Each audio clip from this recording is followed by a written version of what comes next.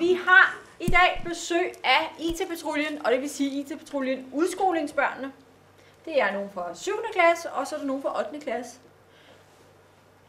De skal, og de vil vise jer, hvordan man bruger det, der hedder i programmeringsspil, der hedder Kodo.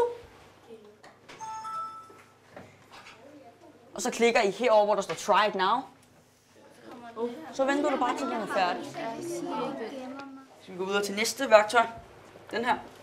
Hvis man vil lave bakker og lidt flottere landskaber, så kan man også bruge den. Og den har også flere forskellige størrelser, hvordan man vil have den til at se ud. Hvad var det, du lavede i 3. klasse i dag? Jamen, jeg skulle vise dem et program, som vi har øvet os på IT-patruljen, som hedder Kodo Game Lab. Det er et program, hvor man sådan kan lave sine egne spil. Hvad kan man bruge det spil til i undervisningen? Ja, man kan for eksempel, hvis nu man har arbejdet med noget i historie eller dansk, og man har læst en fortælling eller hørt en historie, så kan man, hvis man ikke gider at lave en skriftlig opgave, eller, så kan man bare lave det i Kodo Game Lab. Så kan man vise historien i et spil i stedet for. Så kan det være, at det bliver lidt mere interessant at vise.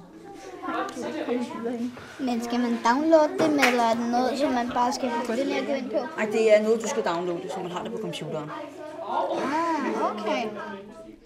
Man kan bruge det, når vi har dansk, og så kan man bruge det til, imens man spiller, kan man skrive en historie, og så kan man for eksempel bygge en tog eller lava, eller jeg synes, det er rigtig godt, når der er nogle store, der kommer og hjælper os, så kan vi lære noget mere.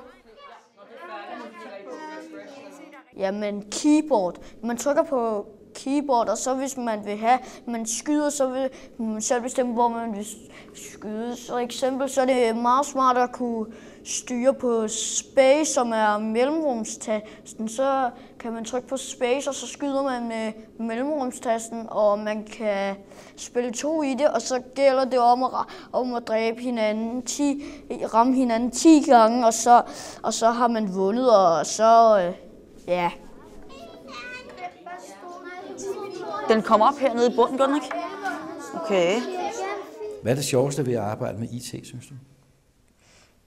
De gode programmer, der findes inden for IT, det er rigtig sjovt at lære om, arbejde med og ja, sådan finde ud af, det her kan du bruge det til, og så måske vise det videre, som vi har gjort i dag. Så du skal den jo bevæge rundt i alle felten hele tiden, sådan rundt i ring måske, så skal I prøve at se, om I kan ramme den.